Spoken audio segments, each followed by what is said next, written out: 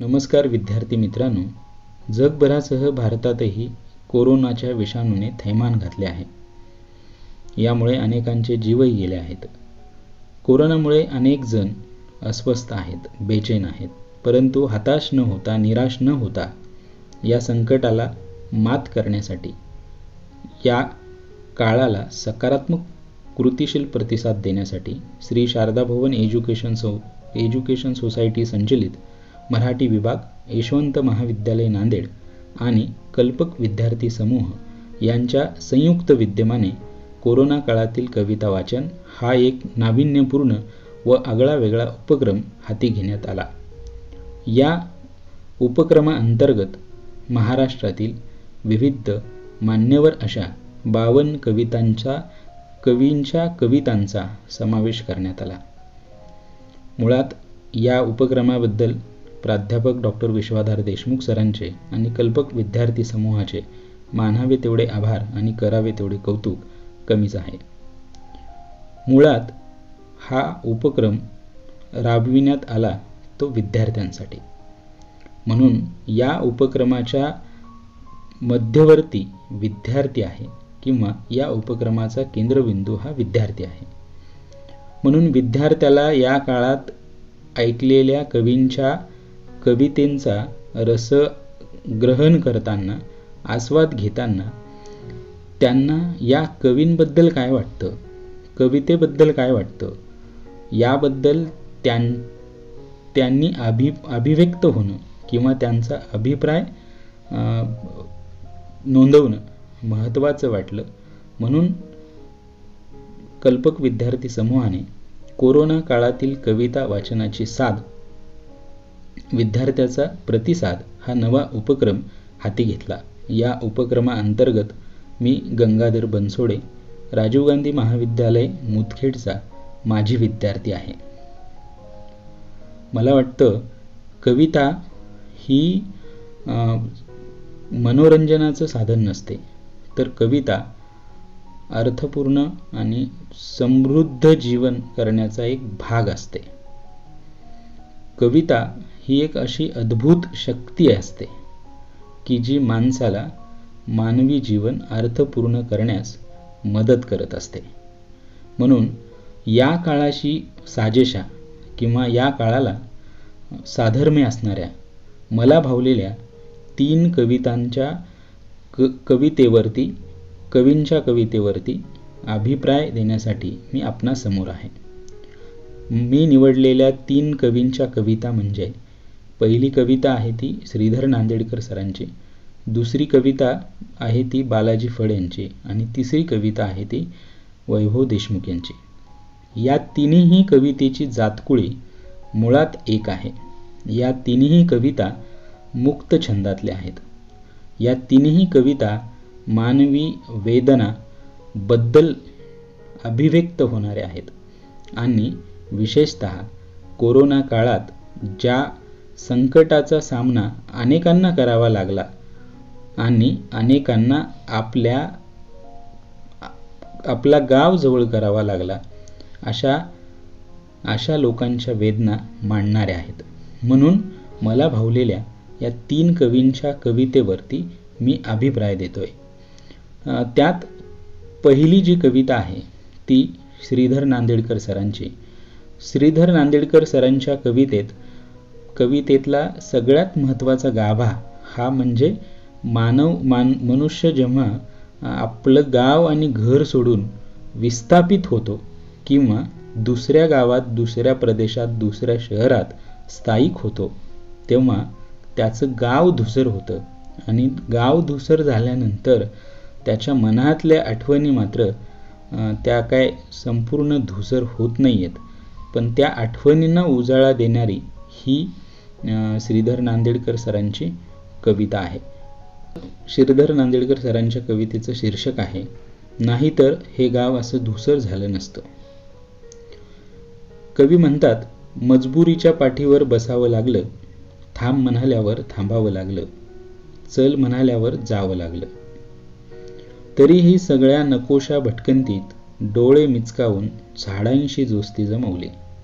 खरं तर इतिहासाच्या प्रत्येक टप्प्यावर मानवाला स्थलांतर करावं लागलं किंवा मनुष्य प्राणी हा आपलं घर सोडून, शहर सोडून, गाव सोडून दुसऱ्या प्रदेशात, दुसऱ्या शहरात, दुसऱ्या देशात स्थलांतरित होतो.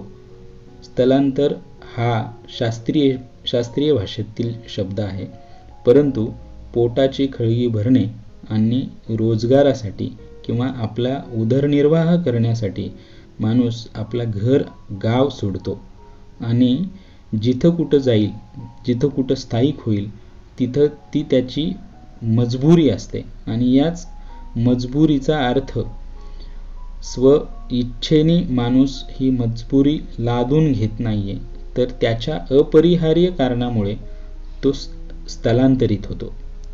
केवळ मनुष्य प्राणीच स्थलांतरित होत नाहीये, तर पशु पक्षी सुद्धा स्थलांतरित होतात.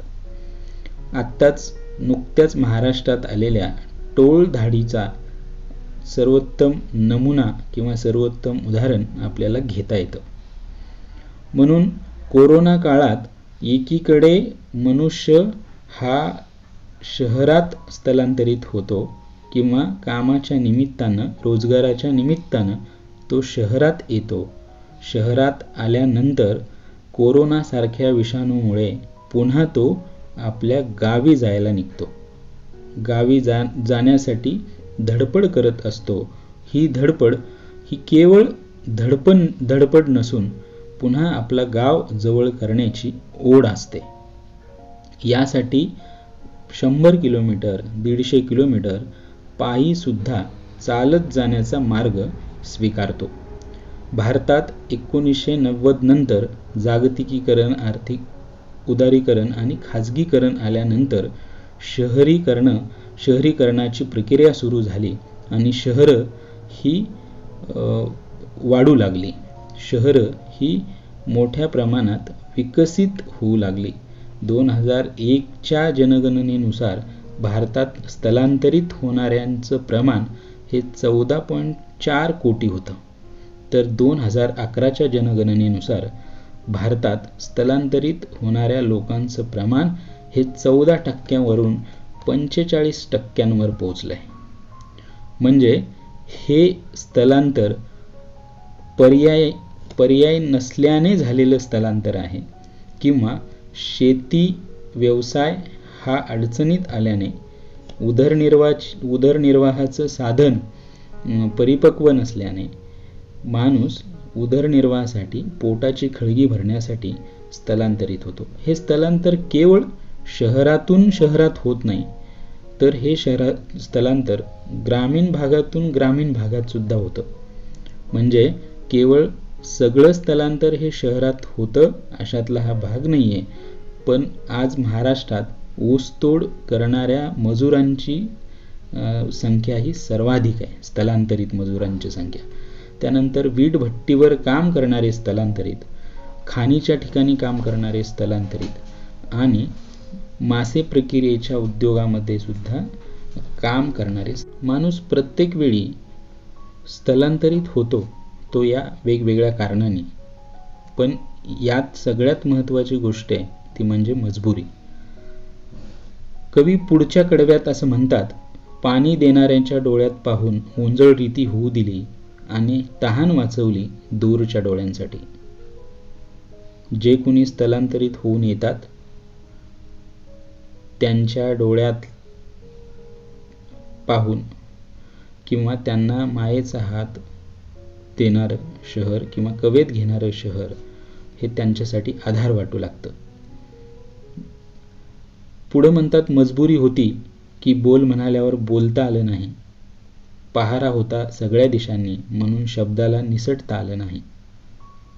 आपण अनोळखी भागात गेलो, अनोळखी प्रदेशात गेलो, अनोळखी ठिकाणी गेलो की आपल्या मनातली कोलाहल आपण दुसऱ्या व्यक्तीशी, परक्या व्यक्तीशी पटकन सांगत नाही. हीच कोलाहल कवीने शब्दबद्ध केली आहे. पुढे ते असं म्हणतात, अटळता विखुरली अंगणात म्हणून 4 पावलं ओलांडून दाणे वेचले आणि उपकाराचे ओझे वाहिले हयातभर.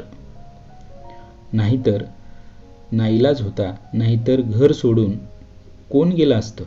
नाईलाज होता नाहीतर घराच्या दिशांनी कोण परत आलं असतं.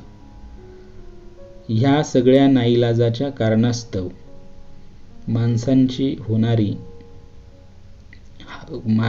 होणारी दयनीय अवस्था कोरोना काळात सुद्धा दिसून आली. कामाच्या ओढीने शहरात आलेली माणसं कोरोनाच्या भीतीने गावी परतली. नाईलाज होता म्हणून शहराने त्यांना गावी जाण्यास भाग पाडलं. नाईलाज होता म्हणून गावांनी त्यांना शहरात पाठवलं. ही सगळी मानवी दुःख किंवा मानवी वेदना कवींनी आपल्या कवितेत मांडली आहे. पुढे कवी असं म्हणतात, अपरिहार्यतेनं चोच मारली कपाळावर, म्हणून जखमी झेपावलो तुमच्या गावावरून. नाईलाज होता की डोळे भरून आले, नाहीतर हे गाव असं धुसर झालं नसतं. गावच्या गाव जेव्हा ओस पडायला लागली तेव्हा अपरिहार्यतेनं का होईना शहराचा किंवा नोकरीच्या ठिकाणाकडे आपण ओढलो गेलो. परंतु हीच शहरं जेव्हा व्यक्तीसाठी आधार बनतात, व्यक्तीच्या जीवन मरण्याचं साधन बनतात, तेव्हा मात्र गावं धुसर होत जातात. असंच काहीसं कवींना सूचित करायचं असेल असं मला वाटतं. मी निवडलेली दुसरी कविता आहे बालाजी फड सरांची.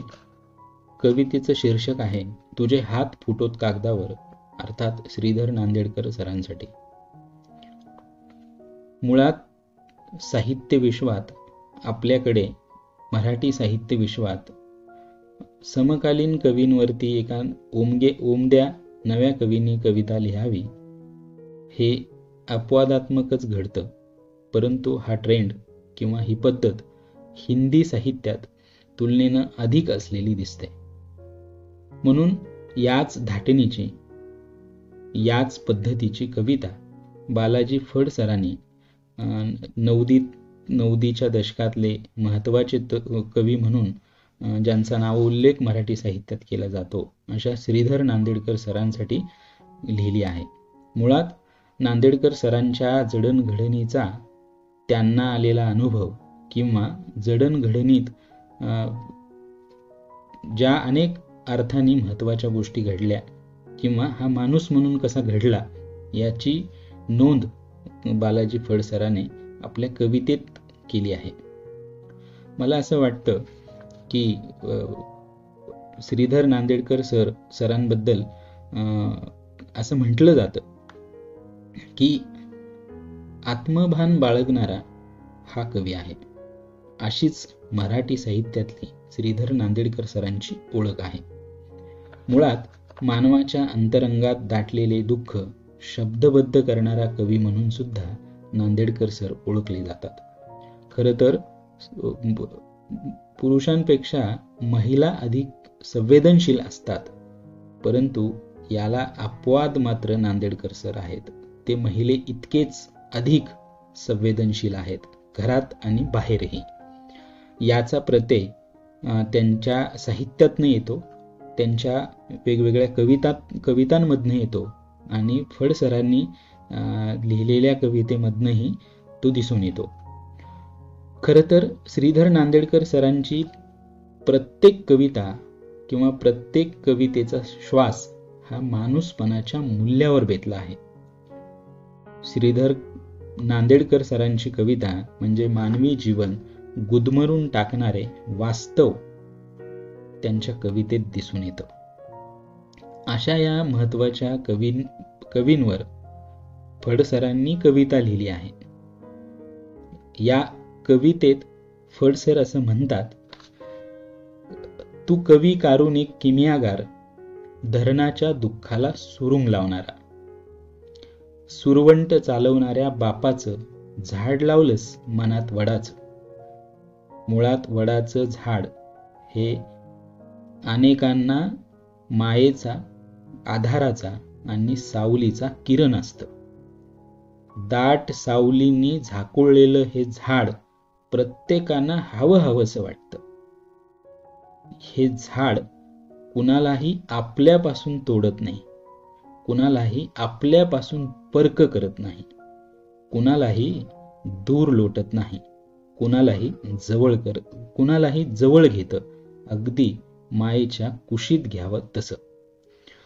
पुढं ते असं म्हणतात, भोवताला त्याच्या फांद्याला लगडल्या कवितेतून विस्थापितांचे तांडे आणि गिट्टी फोडणाऱ्या हातांना पाहून तुझा बांध फुटत राहिला कायम.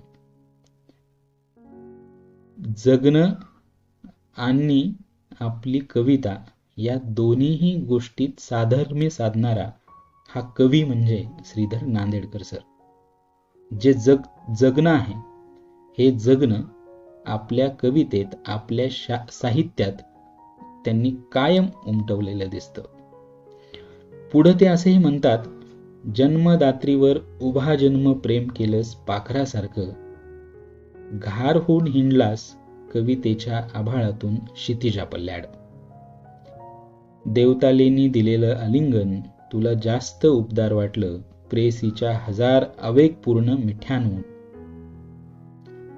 कुठलाही माणूस हा आपल्या कवी मनाच्या माणसाला जेव्हा भेटतो तेव्हा त्याचं आलिंगन त्याला प्रेयसीला भेटूनही जेवढा आनंद होत नाही त्याहून अधिक पटीने आनंद होतो, याचीच प्रतीती श्रीधर नांदेडकर सरांच्या जडणघडणीत दिसते. अशी आठवण किंवा असा अनुभव बालाजी फड सरांनी घेतला असावा म्हणून त्यांनी कवितेत तो शब्दबद्ध केला आहे. पुढे संसाराची चव कायम ताजी ठेवलीस कवितेत आणि स्वयंपाकघरात तुझ्या अलौकिक रेसिपीज मधून.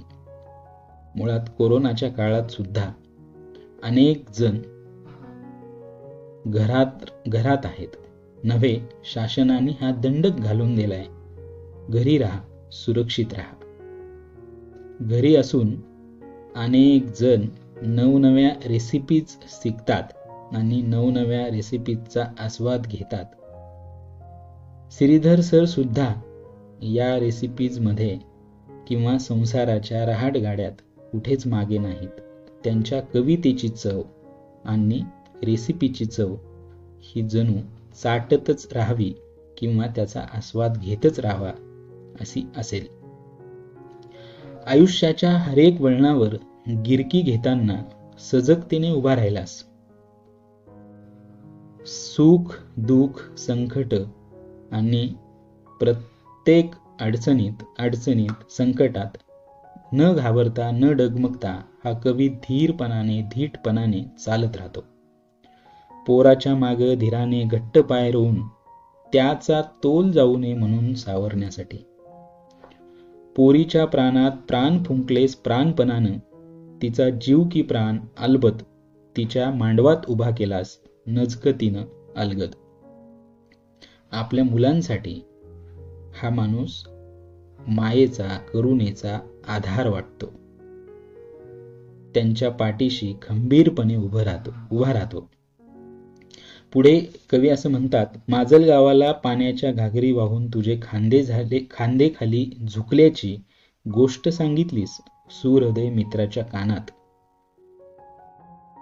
आर्थिक परिस्थितीचा कधीही बाऊ न करता, संकटाला न घाबरता, त्याची वाच्यता न करता आपल्या जवळच्या मित्रांना सुख दुःख अडी अडचणी सांगणारा हा कवी माणूस आहे. जुन्या सागवानी टेबलाला खिळे ठोकलेस आणि रंग दिलास भिंतीला. कवी असणारा माणूस कधी फर्निचरचं काम करतो, कधी पेंटर होतो.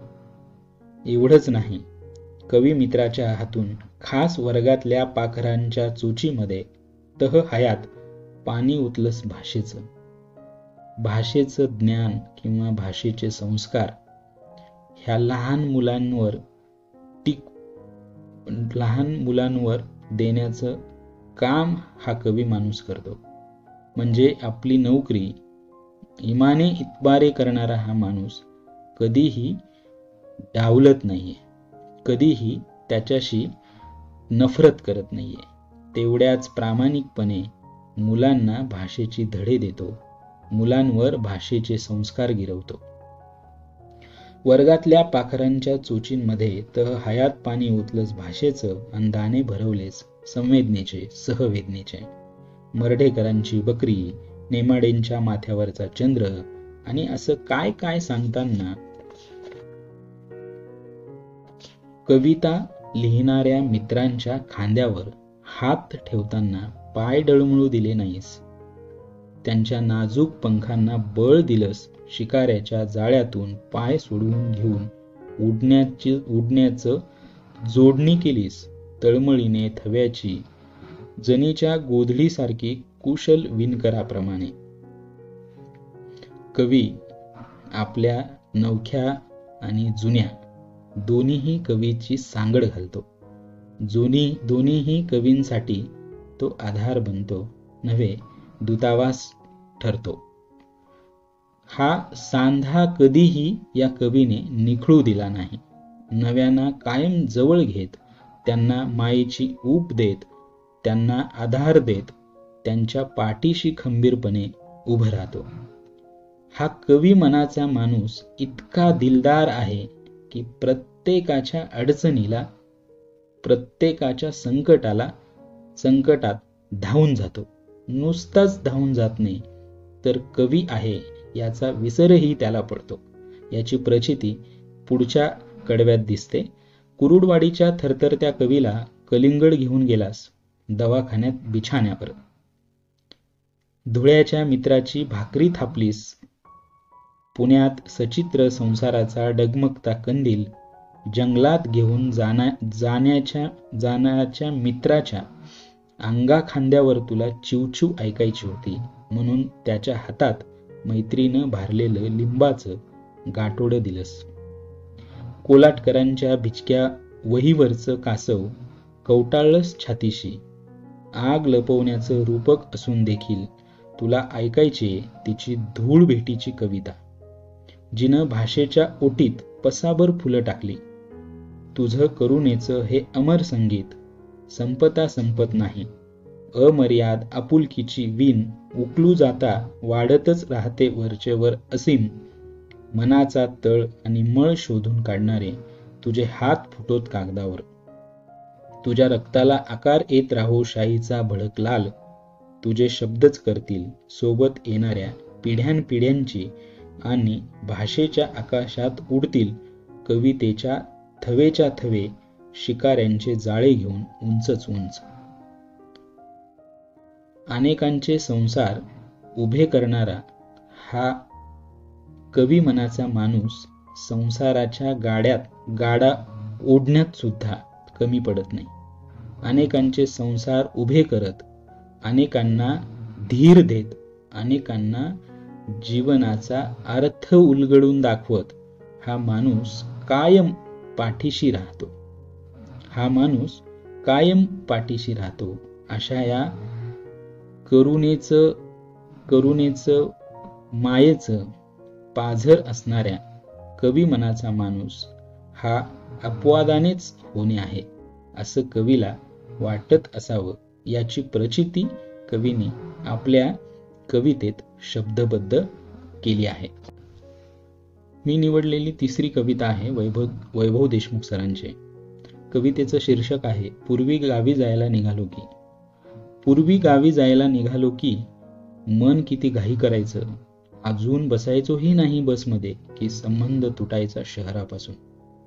वेगवेगळ्या कारणाने शहरात आलेली माणसं जेव्हा आपल्या मूळ गावी परततात तेव्हा त्यांच्या मनाची होणारी तगमग आणि गावाकडची ओढ त्यांना स्वस्थ बसू देत नाही. हे शब्दबद्ध करण्याचं काम या कवितेत कवीने अतिशय सुंदर पद्धतीनं केलं आहे. पुढे ते असं म्हणतात, ती रस्त्यातली नुसतीच नावांची ओळख असलेली गावं किती जवळ वाटायची मनाच्या. ती बसची खिडकी म्हणजे एक वेगवान चित्रपट.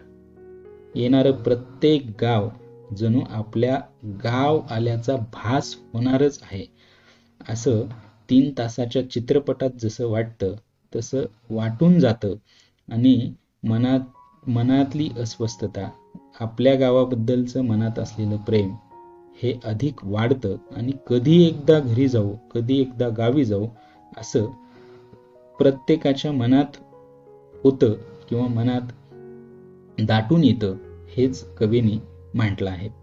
पुढं ते असं म्हणतात, गाडी जेव्हा थांबायची गावाच्या पाठीजवळ, वेळ काजळलेली असायची, एका तंद्रीतच उतरायचो गावाच्या मातीत, झिरमिरत्या उजेडात अन पावलांना डोळे असल्यागत चालायचो. ते ओळखीचं हसणं, ते मित्राचं भेटणं, ती अंगणाची विचारपूस, ते चौकातलं थांबणं, अंधार दाट अन पावलं जड व्हायची नकळत घरी पोचेपर्यंत. पण किती ताजं करून जायचं घराचं आपल्या रस्त्यावर डोळे सोडून बसणं. जणू माहेरवासीन लेकीला आपलं घर जसं लाडकं असतं, तसं प्रत्येकाला जेव्हा शहरातून आपल्या गावी परतण्याचा आणि घरी जाण्याचा जो मोह होतो, तो मोह किंवा तो आनंद ओतपोत शब्दांनी भरलेला असतो. शब्द फुटत नसतात की तो आनंद व्यक्त कसा करावा. आपल्यात येण्याने मागच्या सगळ्या आठवणींना उजाळा मिळतो. मी 2001 साली साधारणतः गाव सोडले आणि तेव्हापासून शिक्षणाच्या निमित्तानं वेगवेगळ्या शहरात राहतोय. 2008 सालापासून मी पुण्यात वास्तव्य करतो. अजूनही मला असं वाटतं की जेव्हा जेव्हा मी गावी जाण्याचा विचार करतो तेव्हा मला मागे घडलेल्या सगळ्या घटना आठवत असतात. मी गावी जात असताना मला गावातली चौक, मित्र, त्यांच्या आठवणी आणि गावचं गावपण हे माझ्या कायम ध्यानीमनी असतं किंवा ते अधिक उत्कटतेनं दाटून येतं. म्हणून प्रत्येकाला गाव आणि गावची ओढ ही असतेच. ती या कोरोना सारख्या काळातही होती. म्हणून अनेक लोक किंवा अनेक माणसांची थवे, लोंढे शहरातून गावी जाण्यासाठी निघाली. तेव्हा शहर अक्षरशः ओस पडली. ज्या शहरांनी किंवा जी शहरं असंघटित क्षेत्रातल्या लोकांवर चालतात, असंघटित क्षेत्रातील लोक हाच शहराच्या अर्थव्यवस्थेतला कणा आहे, असं असताना देखील शहरं मात्र अशा संकटाच्या काळात या लोकांना आपलं मानत नाहीत, परक मानतात. म्हणून त्यांना आपला गाव बरा, आपली माती बरी, आपली माणसं बरी, आपली संस्कृती बरी असंच वाटायला लागतं. म्हणून कोरोना काळात सुद्धा जेव्हा संकट आलं तेव्हा लोकांनी घरी जाण्यासाठी गर्दीच गर्दी केली, अगदी झुंबड उडवली. मिळेल त्या वाहनाने मिळेल तसं गाव जवळ केला. पण गावांनी मात्र यावेळी यांना परक केलं. गावांनी या लोकांना जवळ करणं सोडून द्या, पण गावाच्या वेसीवरच यांची अडवणूक झाली. तर उत्तर प्रदेश सारख्या राज्याने उत्तर प्रदेशला जाणाऱ्या लोकांवर अक्षरशः रासायनिक फवारणी केली. कोरोनाच्या विषाणूचा धसका हा आपली माणसं गेल्याचं दुःख वाटत नसून हा विषाणू इतका माणसांच्या जीवावरती बेतला आहे याचं हा संकट उत्तम उदाहरण आहे.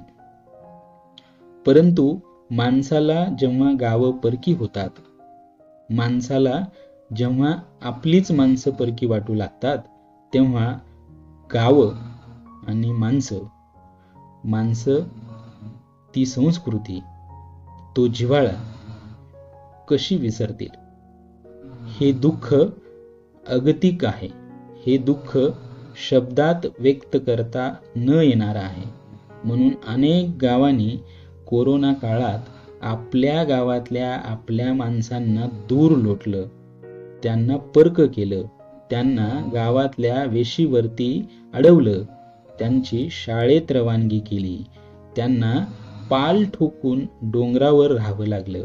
हा इतका तुटलेपणा शहरांमध्ये भरलेला दिसतो, पण गावांनी सुद्धा हा तुटलेपणा, तुसडेपणा आता स्वीकारताना दिसतोय. म्हणून गावं आता एका अर्थानं धुसर होत चाललीत की काय? गावं आता आपली मूळ संस्कृती विसरत चालली आहेत की काय? गावं आता आपलीच माणसं परकी करत आहेत की काय? आपल्याच माणसाला परकेपणानं वागवत आहेत की काय? असा जणू प्रश्नच आज निर्माण झाला आहे.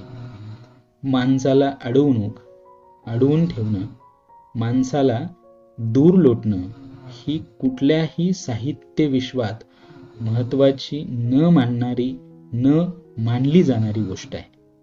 म्हणून या काळातल्या घटना प्रसंगावरती वेगळं साहित्य निर्माण होण्याची शक्यताही नाकारता येत नाही. अनेक साहित्य प्रकार आहेत. त्या साहित्य प्रकारात सुद्धा कोरोना काळातील साहित्य असं वेगळं साहित्य अस्तित्वात येण्याची मला दाट शंका वाटते किंवा भीती वाटते. या काळात सगळ्यात जास्त मानवी वेदना आणि सगळ्यात जास्त त्रास हा व्यक्तींना जेवढा शहरात होतो तेवढाच गावात परतत असताना, गावी गेल्यावर सुद्धा झालेला आपण अनुभवला असेल किंवा आपण वेगवेगळ्या माध्यमांमधून तो बघितलाही असेल. म्हणून या सगळ्या काळात माणसंच माणुसकी हरवत चाललीत की काय असंही कुठंतरी वाटायला लागतं. म्हणून आपणा सर्वांची ही आता भूमिका असायला हवी की माणूस हा टिकला पाहिजे, माणूस हा जगला पाहिजे, माणसाला मदतीचा हात, माणसाला मायेचा हात आपण दिला पाहिजे. तरच माणूस टिकेल, माणूस पुन्हा उभारी घेईल आणि माणूस कोरोनासारख्या अनेक संकटावर मात करेल. ही त्याच्यातली अंगभूत असणारी क्षमता आहे. ही क्षमता आपण टिकवून ठेवण्याचा आणि त्याला आधार देण्याचा प्रयत्न करूयात. या तिन्ही कवींच्या ह्या कविता मानवी मनाला किंवा मानवी वेदना, दुःख मांडणाऱ्या आहेत. अशा असल्या तरीही या उपक्रमात मला या 3 कवितेवरती अभिप्राय व्यक्त करण्याची देशमुख सरांनी आणि कल्पक विद्यार्थी समूहाने संधी दिल्याबद्दल मी त्यांचे आभारी आहोत. धन्यवाद.